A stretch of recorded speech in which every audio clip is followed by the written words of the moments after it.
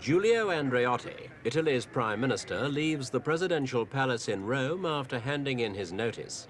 His exit brought down the country's 39th government since the end of the Second World War. Andreotti's resignation, along with the rest of his cabinet, marked a turning point in Italy's latest political crisis. He spoke to reporters here after meeting leaders of the 5 parties represented in his coalition cabinet. But they couldn't reach agreement on one basic issue. Andreotti's Christian Democrats totally refused to give cabinet seats to the communists. Quello che è più importante nelle discussioni che abbiamo avuto in queste settimane con I rappresentanti del Fondo Monetario è di avere Italy's political structure means it's very difficult for any single party to get a commanding lead in national elections. As a result, there's always been a handful of minority parties banding together in order to form what is invariably an unstable coalition. Molto materiale per poter arrivare a delle conclusioni. The Christian Democrats' coalition allies had patched up their difficulties in the past. But now, after months of public debate and private attempts to reach a compromise, the party leaders announced they couldn't agree.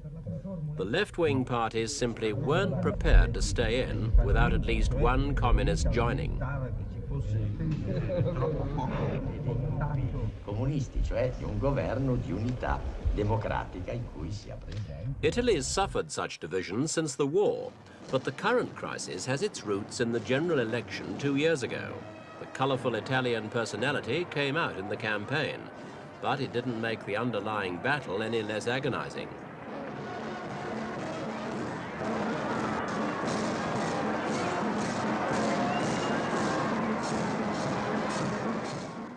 The voters had 11 main parties to choose from, as well as a host of splinter groups. The Christian Democrats were the largest. They were hoping, as always, to get a commanding majority so they wouldn't have to go cap in hand to other parties for their support in Parliament. Andreotti wasn't Prime Minister then, although he had been in the early 70s. The Christian Democrats' previous coalition resigned over the alleged involvement of some members in the worldwide Lockheed bribery scandal.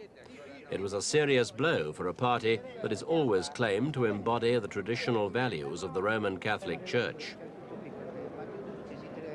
Piano regolatore del paese dovrebbe essere approvato dalla regione, questa è la cosa più importante, piano di applicazione.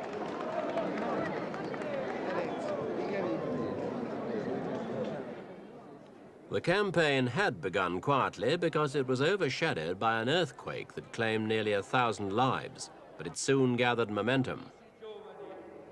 The Christian Democratic Party machine projected Andreotti as a man untainted by the Lockheed allegations, and his speeches echoed the party's traditional church and home theme.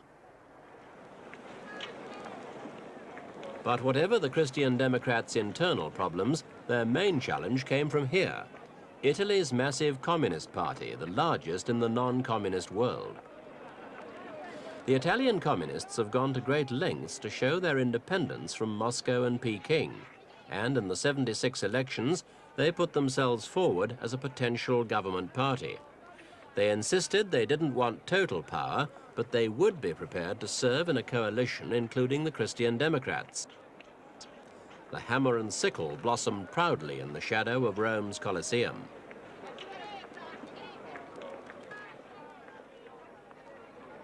In the previous elections in 1972, the communists, led by Enrico Berlinguer, had captured 9 million votes, well over a quarter of the electorate, but still a long way behind the Christian Democrats.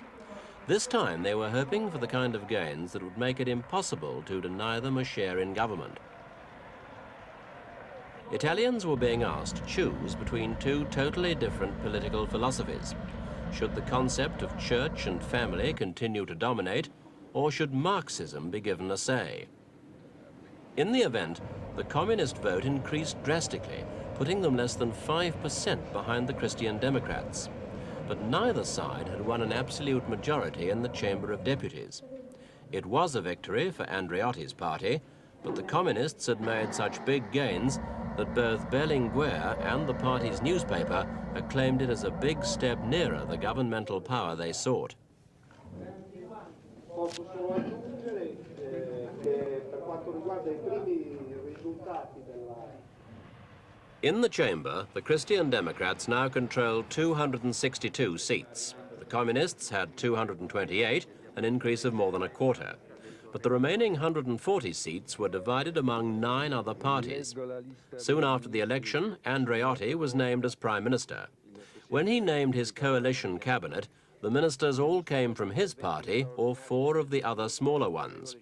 So it was back to the old system of compromise, with no real power for the communists. Eventually, they decided to keep the coalition in existence by abstaining in crucial votes, as the coalition sought to solve Italy's growing problems.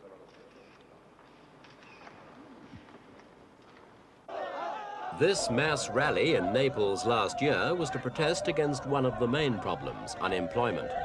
Recent official figures say the number of people out of work is only 7% of the labor force, but many observers say the rate's nearer 1 in 10.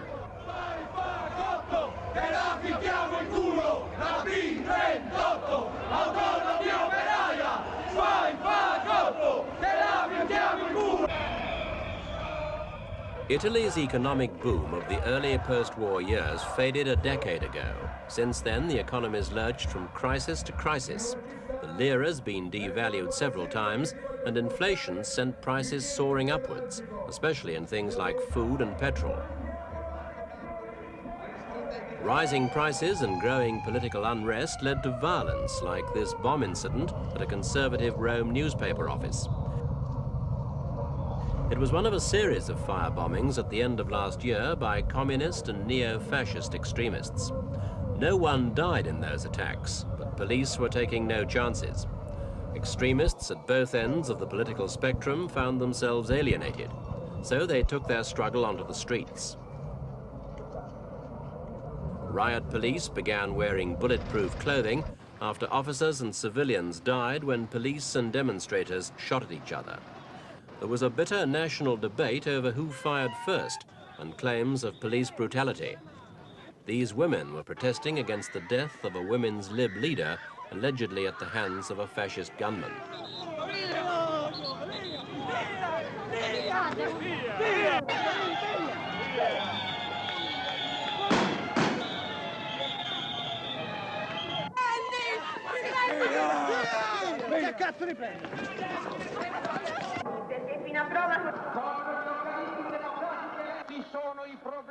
Communist Party leaders went to Rome University to try and stop a sit-in by left-wing students, but extremists tried to shout them down and rioting broke out. Police had to use tear gas to stop fighting between students who supported the party line and those who said communism had been betrayed.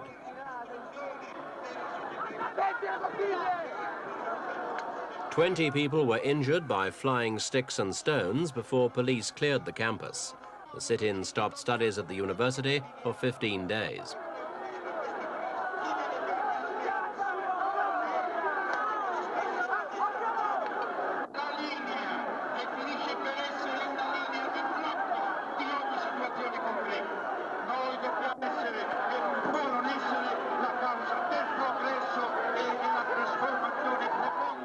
These 4 young neo-fascists were shot dead in Rome this month. 3 died in a left-right confrontation with extreme leftists, and the 4th when right-wingers clashed with police. The police stood by when a memorial service was held for the 4. One Rome newspaper even claimed a civil war had started.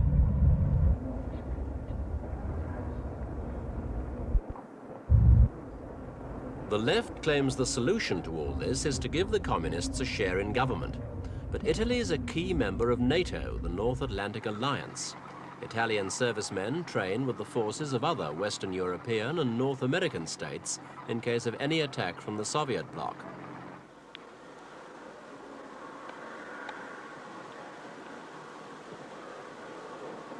What worries the NATO bosses is, with communists in her cabinet, how would Italy react in an East-West confrontation?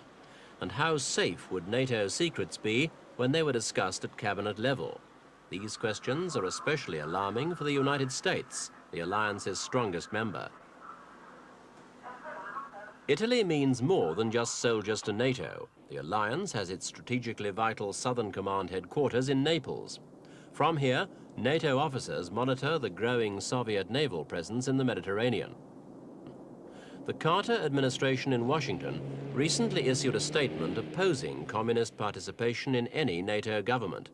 The move angered the Italian left and probably caused the Christian Democrats to let the coalition collapse rather than give in to the communists. The US statement came as Western European communists were forging closer links among themselves and defying Moscow's dominance of European Marxism. Spanish Communist Party leader Santiago Carrillo recently visited Rome to cement close relations with his Italian counterpart. The Spanish party was only legalized last year, after 40 years underground. Both parties are now working with French communists to forge the new brand of Euro-Communism.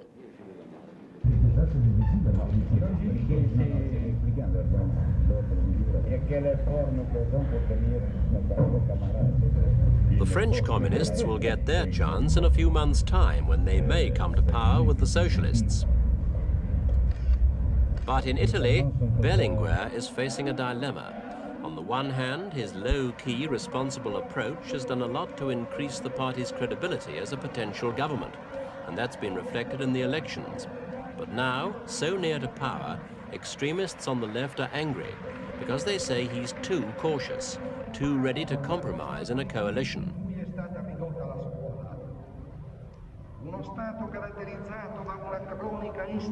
Some of that anger came out at this party rally last month.